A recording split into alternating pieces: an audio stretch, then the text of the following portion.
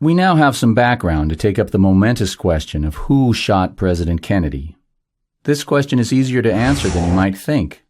Spotlight magazine published an article citing a memo written by this man, former CIA Director Richard Helms, which places this man, an admitted CIA assassin, in Dallas on the day that Kennedy was murdered.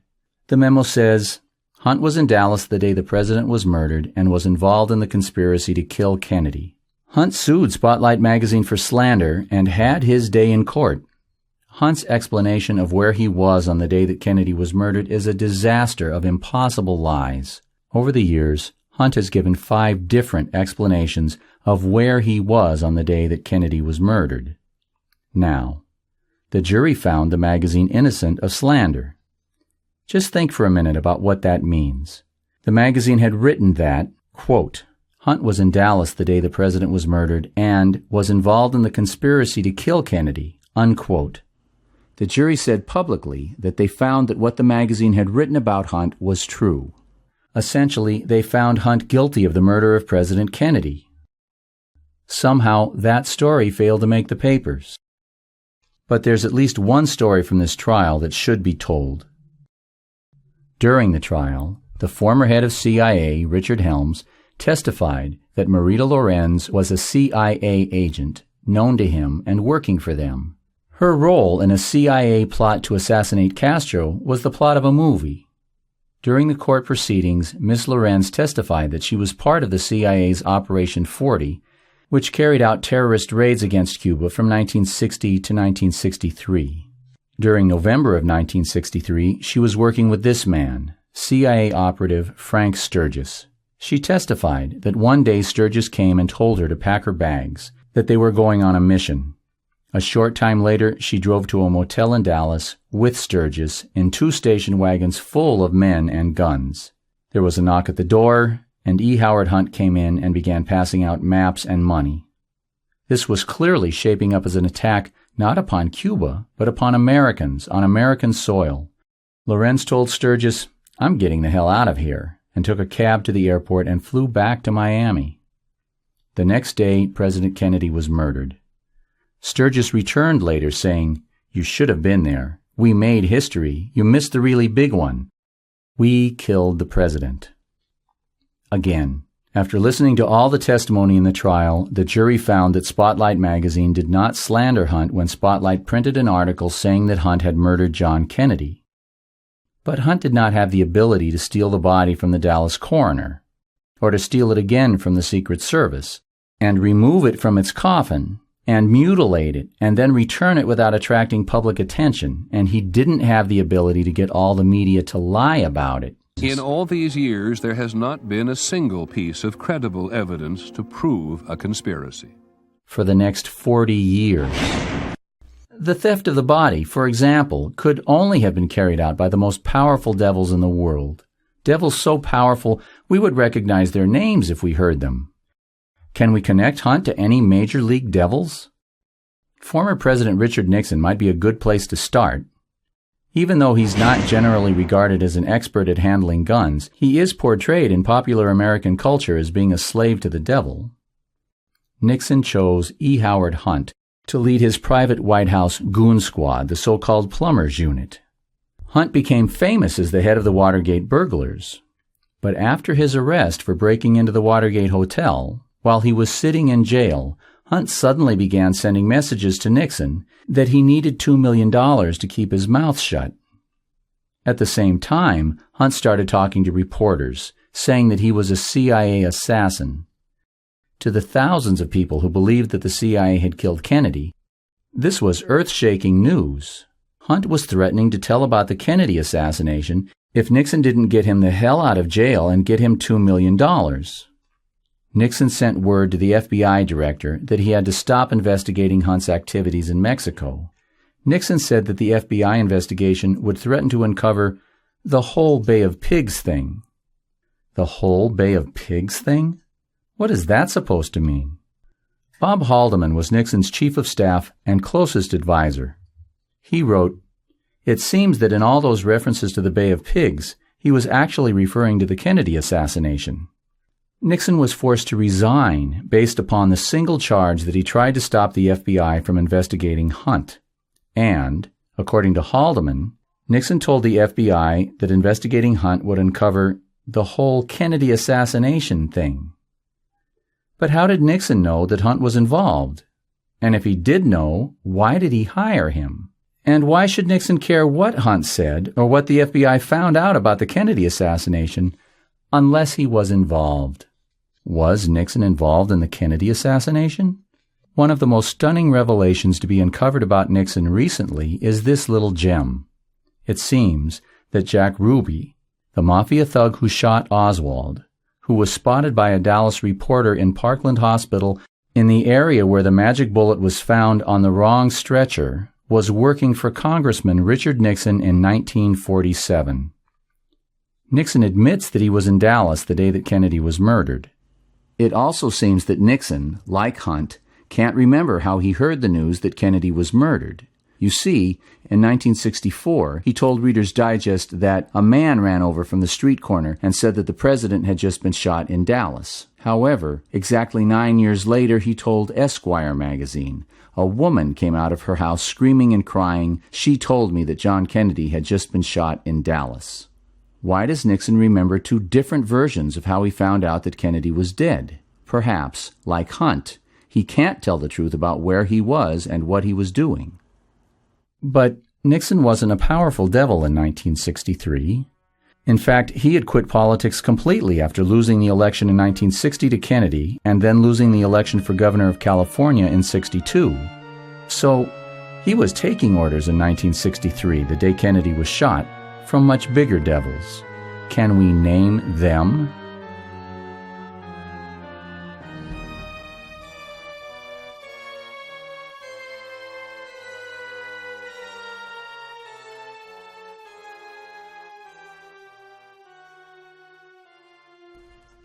During World War II, J. Edgar Hoover, the head of the FBI, was given the job to investigate the activities of American Nazis. In the course of this work, he investigated the Nazi connections of Union Bank of New York, and in 1942, the year the U.S. entered the war, the bank was seized as a Nazi asset. Prescott Bush, the grandfather of little George Bush, was the director and executive officer of that bank. And when the U.S. grabbed the bank, he protested. He said, "Wait a minute, that's my bank." Hoover said, "That's right, no mistake, you're a Nazi, you run a Nazi bank." Now, let's not exaggerate. You run a bank for the Nazis, they tell you what to do, you do it. Does that make you a Nazi? Just because you follow their orders? Well, yes, it kind of does, doesn't it? And besides, Prescott didn't live in Germany, he lived in America. He had a choice. There were lots of other jobs and other people he could have worked for. He freely chose to work for these Nazis. But maybe the Germans he was working for were just opportunistic businessmen, just out to make a buck. Well, no doubt they were out to make a buck. But the principal German business partner in the Union Bank was the most infamous Nazi financier, Fritz Thyssen, an early enthusiastic and vitally important supporter of Hitler's, providing key money in the earliest days of the party. He is probably the most important financial supporter of Hitler's that we know about. So Hoover knew what he was talking about. Prescott Bush was a Nazi's Nazi. This is going to be extremely important later on, so please make a note to yourself. Hoover knew that the Bushes were Nazis. Yeah, enough with the Bush bashing. What does any of this have to do with the Kennedy assassination? Well, Prescott Bush, little George Bush's grandfather, was a co-director of this Nazi bank with this Nazi, Averell Harriman, his boss. Prescott Bush was also a full partner in Brown Brothers Harriman. They were the closest of business associates. Remember the trial of E. Howard Hunt, where the jury found Hunt guilty of the murder of President Kennedy? During this trial, Hunt testified that immediately after World War II, he was in Paris, working directly for Averell Harriman, reporting directly on a daily basis to his boss. Now, ask yourself, how likely is it that two of Harriman's closest business associates never met each other, never had anything to do with each other? It's possible, but it's not likely. So there's a connection. 2 degrees of separation between Little George's grandfather and an established Kennedy assassin. We saw a moment ago that in 1942, Hoover forced Prescott Bush to give up his active political support for his favorite young politician, Adolf Hitler. However, 4 short years later, Prescott found another young man to sponsor in politics, Nixon, who was documented as employing Jack Ruby a year after this photo was taken. Nixon, who hired Hunt, was created and sponsored from the very beginning by Prescott Bush. Now, you look at this picture. Do these two look like equals, or does one look like the boss and the other look like the servant? Despite his near arrest as a Nazi a few years before, in this picture Prescott was now a senator. That's juice. And with his help, Richard Nixon, the poor grocer's son, had become vice president. But not for long, remember. He was about to lose to Kennedy.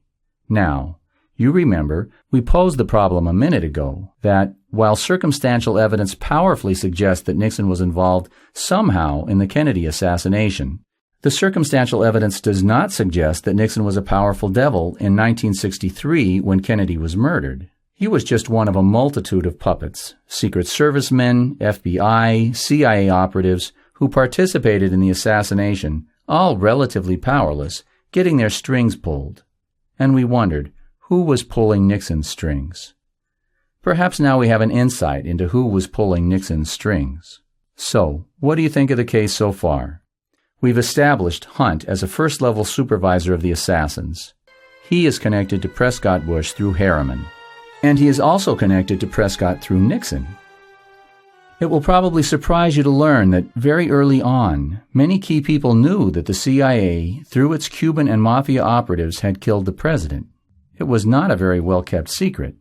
Just one example is that Pulitzer Prize-winning reporter Haynes Johnson says that he was in the room when Robert Kennedy, on the afternoon of the murder, blamed the assassination on the CIA and their anti-Castro Cubans.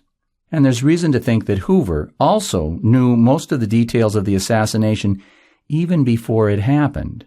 In 1960, 3 years before the assassination, Hoover himself wrote a memo about Lee Harvey Oswald's involvement with the CIA. 3 years before the assassination, Oswald was on Hoover's personal radar as being CIA involved. Just amazing.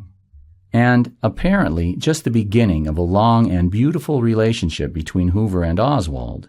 You see, at the opening session of the Warren Commission's official investigation into the Kennedy assassination, this man, the Attorney General of the state of Texas, Wagoner Carr, calls up the commissioners and says he thinks, "Y'all ought to know your boy Lee Oswald was working for the FBI on the payroll getting $200 a month with the ID number S179. The commissioners decided not to even ask Hoover about it. Why? My guess is they were scared to death he might admit his relationship with Oswald. And there's powerful evidence that Oswald was working for the FBI, spying for them on the CIA.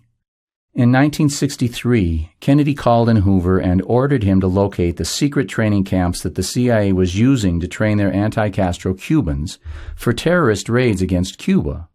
He didn't want another missile crisis. The camps were so secret not even the president knew the location. But Kennedy ordered Hoover to find them and to shut them down. And Delphine Roberts, a secretary who helped run the CIA's camp at Lake Pontchartrain, Louisiana, told the Warren Commission she saw Lee Harvey Oswald at the camp just days before the FBI raided it and seized all the weapons and shut it down. Oswald's closest known associate in New Orleans worked at this garage where Oswald used to hang out with him. This witness told the Warren Commission he saw Oswald exchange envelopes outside the garage with men he took to be FBI agents. And you remember Sophia Lorenz. She says Oswald was at the meeting in Dallas the day before the assassination when Hunt walked in and started passing out maps and money. William Walters, a clerk at the FBI, produced a memo from Hoover warning of a coming assassination attempt on November 22nd in Dallas. Hoover knew.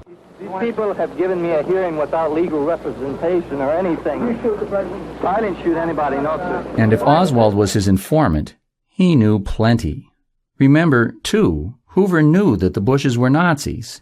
The biggest American Nazis, the ones who supported and employed Prescott Bush, were not Hoover's friends. He had busted them in 1942, and now they had set up his most important undercover informant for the murder of the president. But so now, with all that in mind, look at this bombshell that Hoover dropped on the Bushes 5 days after the assassination. It was released by the FBI in 1977, hidden under a pile 100,000 pages high. It took 15 years for researchers to find it. It was never classified and would have been widely distributed, so Hoover's not speaking frankly here. We have to read between the lines. It's signed by J. Edgar Hoover himself, and the title is Assassination of President John F. Kennedy. That's a big hint, I think, as to what the memo is about. It says that it's about a meeting that took place between the FBI and the CIA the day after the assassination. The memo says that the FBI had been investigating a possible threat from what Hoover calls a misguided anti-Castro group. A misguided anti-Castro group. The memo doesn't say that members of some misguided anti-Castro group killed Kennedy, but Hoover undoubtedly knew that they had. What the memo does do is name Mr. George Bush of the Central Intelligence Agency as a CIA officer associated with the CIA's misguided anti-Castro groups. It suggests that Bush was the person at CIA responsible for these people. And in stark black and white, it says that the CIA sent Mr. George Bush to Washington the day after the assassination to answer for them, when the FBI had questions about the activities of some misguided anti-Castro group. The memo was a scandal when it was made public in 1988, because it says that George Bush was in the CIA in 1963. It means that Bush lied, committed perjury when he told the Senate under oath that he had no CIA experience before becoming director in 1974. It means that he was in the CIA when he ran for Senate and lost in 1964, and when he ran for Senate and lost in 1970. And it means that he was in the CIA when Nixon brought Bush into the White House, trailing E. Howard Hunt behind him. Bush was first confronted with his memo in 1992, and he had a chance to respond to it. Bush claimed that the memo must be talking about another George Bush working at CIA because it couldn't be talking about him, because he had never been in the CIA. Oh, except for that time in 1974 when he was director of CIA. Should we believe him? Let's make clear what we're talking about here. The George Bush of this memo, who received the FBI's report on misguided anti-Castro Cubans, was an officer in the CIA and obviously a supervisor of the CIA's misguided Cuban operations. We've not only seen the CIA and their misguided Cubans implicated in the Kennedy assassination, but we've seen that Hoover knew that they were involved when he wrote this memo. This is some important stuff, eh? The George Bush of this memo is essentially being named by Hoover as being directly implicated in the assassination. It makes a huge difference if this was our George Bush or some other George Bush. But how can we know? Well, come on, it's basic stuff. Is there any corroboration? Is there any other evidence besides this memo to show whether Bush was in the CIA at this time or shows whether Bush was supervising anti-Castro Cubans? We'll start by looking at Bush's connections. A quick look at Allen Dulles may help us understand the importance of connections. Dulles worked closely with Nazi bankers during World War II. That somehow qualified him to become the director of the newly formed Central Intelligence Agency, the CIA. He was the architect of the Bay of Pigs invasion of Cuba.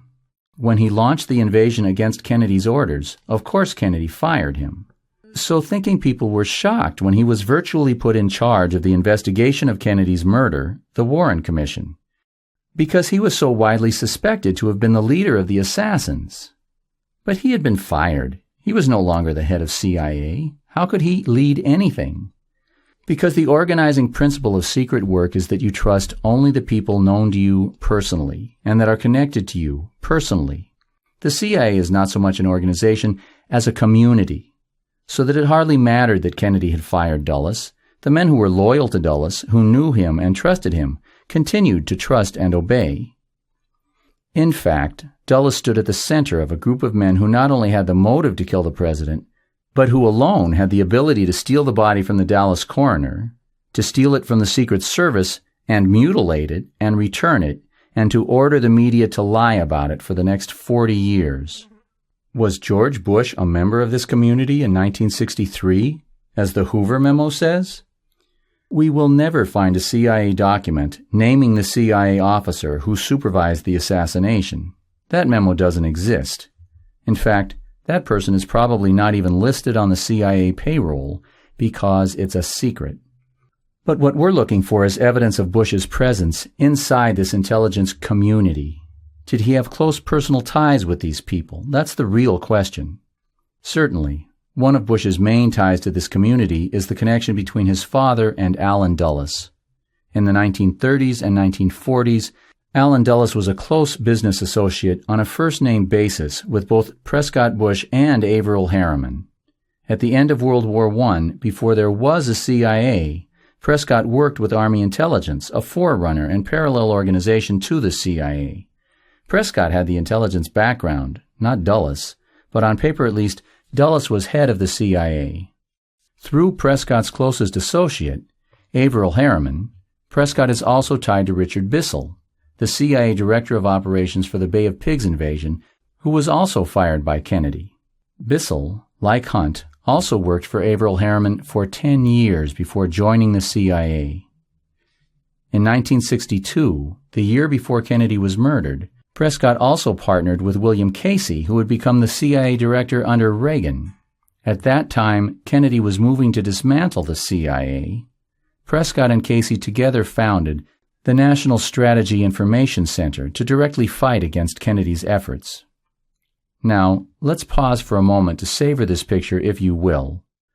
We're looking at Prescott, teamed up with a man who would become one of the most notorious law-breaking CIA chiefs in history. Under Reagan, Casey was at the epicenter of the October Surprise / Iran-Contra / crack cocaine scandal. And a year before the assassination, these two formed this National Strategy Information Center to organize opposition to Kennedy's efforts to reduce the power of the CIA. To organize opposition. Think for a moment, what does that mean, to organize opposition? It means that you meet with all the most powerful people you can find, other people who, like you, want to stop Kennedy. And you try to come up with plans to stop him. That's what organizing opposition means, isn't it? The killers would be the most natural candidates for membership in Prescott's organization. Now, this is only circumstantial evidence, but it is powerful circumstantial evidence. And if we pause for another moment to catch up on our scorekeeping, we will see that it has already been shown that Prescott did in fact surround himself with people, including his son, who were directly connected to the killers. He was closely connected to Harriman, who was closely connected to Hunt, a second-degree connection. He was closely connected to Nixon, who was closely connected to Hunt, another second-degree connection. Hunt was in the CIA. That means he also worked for Dulles, so add one more second-degree connection with Hunt. And Hunt was supervised by Richard Bissell at the Bay of Pigs, so add a third-degree connection with Hunt. And of course we have the Hoover memo, which says, in black and white, in so many words, that there is a direct, first-degree connection between Prescott's son, George Bush, and the misguided anti-Castro Cubans, who were famously supervised directly by E. Howard Hunt. But at the center of Bush's connections to the world of secret murder and filth is his membership in the Secret Society of Skull and Bones, a secret Yale fraternity famous for its celebration of racism, robbery, and death. This tomb is where they meet twice a week to engage in black rituals involving skulls, candles, and secret oaths. It's supposed to unite the members in a special, creepy way. Brothers under the skin is how the Bonesmen themselves describe their relationship. Their graduates are a powerful bunch of devils. Averell Harriman and Prescott Bush were Bonesmen. George Herbert Walker Bush was a Bonesman, and so was his grandfather, the arch-racist George Herbert Walker. Robert Lovett, architect of the CIA, was a Bonesman, selected for membership by Prescott himself. F. Truby Davison was also selected for membership in 1918, the year that Prescott did the picking. Davison was in charge of hiring for the CIA in 1948, the year that George Herbert Walker Bush left Yale in search of a job. Davison had a son, Endicott Peabody Davison. Endicott was Skull and Bones, class of 48, making him brother under the skin to George Herbert Walker Bush. He's also the Bush family lawyer. Okay, they're weird and creepy. Or not. Maybe in 1,000 years this secret male bonding will be a mainstream practice in group therapy. I don't know. Maybe they don't do it anymore. Maybe they never did it. I don't really care. It's not the point. The point is that no one will dispute the fact that Skull and Bones is an intimate organization whose members have very close relationships with each other, who work with each other throughout the rest of their lives, and who are very loyal to each other. Prescott chose Truby. He had a close relationship with him. Truby went on to become the head of hiring for CIA. George Sr. was a brother under the skin to Truby's son. George Sr. had a close, even intimate relationship with the son of the head of hiring for CIA. Their fathers had a close, even intimate relationship. What we are supposed to be doing here is trying to evaluate this message from Hoover. We are trying to judge the likelihood that this memo, referring to a CIA supervisor of anti-Castro Cubans named George Bush, is referring to our George Bush. Certainly, all this evidence about Skull and Bones and the CIA makes it certainly appear very possible, even likely. In a world where personal connection is everything, no one could possibly have a closer personal relationship to the head of hiring for CIA than George Herbert Walker Bush. Bush's first job on leaving Skull and Bones was to work for Neil Mallon, brother under the skin to Prescott, class of 1918. In a letter to White House aide C.D. Jackson, dated March 26 of 1953, now Senator Prescott Bush described Neil Mallon as a very old and dear friend. I might say that Neil Mallon is well known to Allen Dulles and has tried to be helpful to him at that agency, especially in the procurement of individuals to serve in that important agency. So, George went from Skull and Bones. He went directly from being a brother under the skin to the son of the head of hiring for CIA to working for a recruiter for CIA. You couldn't ask for more powerful evidence that our George Bush was in the CIA when Hoover said that he was. But you can get it. This letter records a meeting between Prescott Bush, George's CIA-promoting father, Neil Mallon, the CIA recruiter, and Allen Dulles, the director of CIA, to discuss, quote, our pilot project in the Caribbean, unquote. Now, let that sink in for a moment. Here you have the two most important men in George's future professional life, his father, Prescott, and the man who trained George in the oil business, Neil Mallon, meeting with the head of the CIA in order to coordinate with the CIA their future plans in the Caribbean. Prescott and Neil Mallon's plans had George at their center. George was their pilot project in the Caribbean. The terrorist raids of Operation 40 involving Hunt, Sturgis, and Marita Lorenz were the CIA's private project in the Caribbean. This letter, then, not only ties George to the CIA, corroborating the Hoover memo on that point, it not only ties George's future oil company to the CIA's plans in the Caribbean, but it thereby ties George to the CIA's misguided anti-Castro groups mentioned in the Hoover memo, which was the CIA's pilot project in the Caribbean. And, a short time after this meeting, at the moment that Allen Dulles began implementing his plan for the CIA invasion of Cuba at the Bay of Pigs, Bush began his independent business career as the sole owner of Zapata Offshore Oil. Zapata Offshore's oil rigs just happened to be positioned right in the middle of CIA operations in the area 30 miles north of Cuba near Cay Sal, an island used by the CIA for supplying the various terrorist raids of Operation 40, Operation Mongoose, Alpha 66, and the rest of these murderers against Cuba. Let me repeat that. Bush left his job, being trained in the oil business by a CIA recruiter, and went to work on his own, setting up shop right in the middle of the CIA's misguided anti-Castro Cuban operations. Really, that should sort of settle the question. 3 pieces of undisputed, solid evidence that our George Bush was working for the CIA in the Caribbean. And this is the big stuff. But there's more. The assassins of Operation 40, The misguided anti-Castro Cubans of the Hoover memo were supervised on the front lines by E. Howard Hunt. Hunt got this job because he was previously a first-level supervisor of the Bay of Pigs invasion. The secret code name for the Bay of Pigs invasion was Operation Zapata. Operation Zapata? Zapata offshore? Now, you could fairly ask what kind of idiot would give a secret operation a secret code name and name it after his own company that was operating in the area. What kind of idiot? George Bush, that's what kind of idiot. In World War II, Bush named his plane after his wife, the Barbara II. When this plane was shot down, what do you suppose he named his next plane? Did you guess it? The Barbara III. While the CIA was preparing for the Bay of Pigs invasion, the CIA ordered a large ship from the Navy to carry guns and tanks and men to the Bay of Pigs invasion. But no one was supposed to know that this was a U.S. Navy ship. The world was supposed to believe that these were just private citizens of Cuba. So it was necessary to disguise the ship and to change the name. The name was changed to the Barbara. Now, this is not a big deal, it's a small deal. But it's there. Bush has a habit of naming things in his military career after things in his personal life. He named 2 planes after his wife, and one of the 3 CIA ships at the Bay of Pigs was renamed the Barbara. It's a small piece that just happens to fit perfectly with the bigger picture of Bush as a CIA officer working with anti-Castro Cuban terrorists.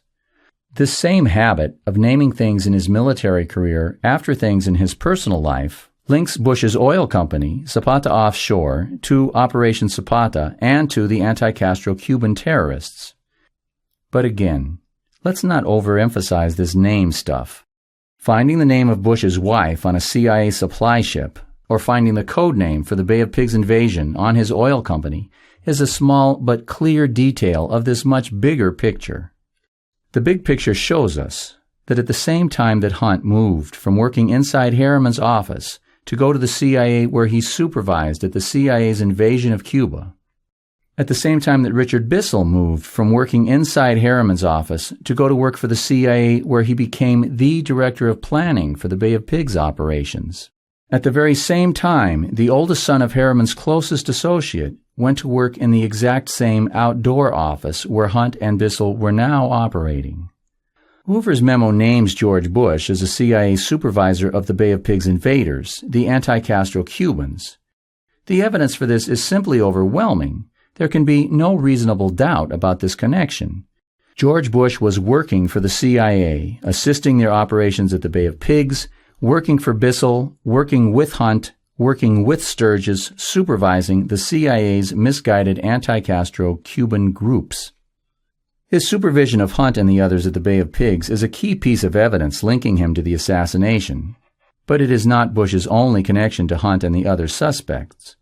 After Bush got beaten up, losing 2 elections for Senate, Nixon rescued him from defeat and humiliation by bringing him into the White House, trailing E. Howard Hunt behind him. Haldeman says no one seems to know who brought Hunt into the White House, but it's not hard to figure out. Because not only did Hunt and Bush come to work in the White House at exactly the same time, but no one else in the White House had any connections to CIA operations. No one had any connections. While Bush, on the other hand, was directly involved in the same CIA operations in the same area at the same time that Hunt was. How can you possibly explain the connection between these people? Do these men have anything in common?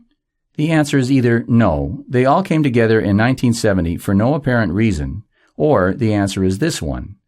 They all met on the same road to power.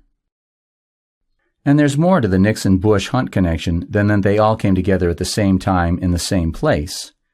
Remember when Hunt was sitting in jail demanding that Nixon pay him $2 million in hush money or he'd start talking? Hunt got paid. The money came from this man, Bill Leitke, Bush's oldest, closest, and most important business partner. Leitke helped Bush found Zapata Offshore. Then, in 1959, when the CIA needed the company, Leitke handed the company to Bush, made Bush the sole owner so that Bush could carry out secret operations without any outside observers getting in the way. The fact that Bush's closest business partner paid Hunt the hush money is just one more connection between Hunt and Bush. It's starting to get ridiculous. Hunt's mother is not so thoroughly connected to Hunt. But now we'll look at a couple of pieces of strange evidence that, while they don't connect Bush to the killers, do connect him to the assassination in ways that can only be described as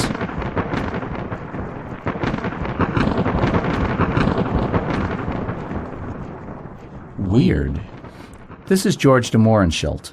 He was a wealthy, Russian-born Texas oil man who liked to party with minimum-wage clerks. He helped get Oswald a job at the Dallas School Book Depository. Of course he was CIA. It seems that de Mohrenschildt was not in on the assassination and that he was just following orders when he got Oswald the job at the School Book Depository. Listen to his description of Oswald. He definitely was not an enemy. He was an admirer of President Kennedy. And we raised that question several times. He didn't believe Oswald hated Kennedy. This supports the other evidence we've seen that Oswald was in fact an FBI agent who was spying on the CIA for the FBI and who had infiltrated the CIA's misguided anti-Castro Cuban killers. De Mohrenschildt was planning to tell the congressional investigators what he knew about Oswald and the assassination. The night before he was to be questioned by the investigators for the Senate Committee on Assassinations, his head was blown off with a shotgun. In his pocket at the time was an address book, and in his address book was this entry: Bush, George H.W., Poppy, his family nickname, 1412 West Ohio, also Zapata Petroleum, Midland. By itself, this proves nothing. Taken in context, however, it is one more amazingly direct connection between Bush and the assassination. Okay, it's clear enough Bush was in the CIA, beyond a doubt. He was connected with the killers, beyond a doubt. But suppose he was one of the good guys at CIA. There are such people. Colby was one. Maybe Bush was like Colby, a good guy who worked with the killers while they were carrying out operations that the president actually had ordered, but someone who the killers had to get rid of when they were committing terrible crimes not approved by the president. Maybe Bush was a good guy, like Fletcher Prouty. The day of the assassination, Prouty, who was the Pentagon's top liaison with the CIA, was sent to the South Pole to babysit some diplomats. Maybe the bad guys sent Bush on vacation the day they killed Kennedy to get him out of the way. Well, this document shows different. This FBI document records that, on the day of the assassination, at 1:45 p.m., 1 hour and 15 minutes after the shooting, Bush was already involved in trying to misdirect the FBI in their efforts to catch the killers. This document records that Mr. George Bush telephonically furnished the following: that he recalled hearing in recent weeks, the day and source unknown, that one James Parrott had been talking of killing the president when he comes to Houston. Date and source unknown? How could you not remember when or where you heard someone say that he was going to kill the president? It's little wonder, then, that this FBI agent took time from the busiest day of his career to record this screwy phone call. He wanted to be sure to record the name and occupation of this very suspicious caller. And we see, then, that Bush was not out of town on vacation. He had not been sent to babysit some penguins at the South Pole. He was actively involved in matters related to the assassination. And, out of his own mouth, he was in Dallas on the day that Kennedy was killed. When questioned about this FBI document, Bush said that he does not recall making the phone call. Now, wait 1 minute. Everyone in the country can tell you exactly where they were and what they were doing when Kennedy was killed. He was busy calling the FBI to misinform them, but he doesn't remember? His failure to recall such dramatic events puts him into a unique club. Like Nixon and Hunt, he can't seem to remember the events of November 22, 1963. By itself, this claim of Bush's that he cannot remember such a fabulously significant event in his life with no other evidence would be terribly incriminating. But this incredible memo does not stand by itself. It's only a small part of this mountain of evidence connecting Bush to every single aspect of the assassination: planning, execution, and cover-up. No one, not Connally, not Hunt, not Nixon, not Sturgis, not Prescott, not Dulles, no one on the planet could possibly have better credentials as a suspect in the murder of John F. Kennedy than George Herbert Walker Bush. The scale in this case is tipped past a certain critical point. The probability that he was involved is genuinely beyond a reasonable doubt. The Hoover memo is not circumstantial evidence. It is direct, eyewitness, smoking gun evidence from the most influential figure in the history of American law enforcement. The rest of the evidence merely provides a context for this memo that makes it impossible to reasonably believe that the former president was not involved in the murder of John Kennedy, acting as a frontline operative for the military-industrial complex, which Kennedy had asked the United Nations to help him destroy. A steady reduction in force, both nuclear and conventional, until it has abolished all armies and all weapons.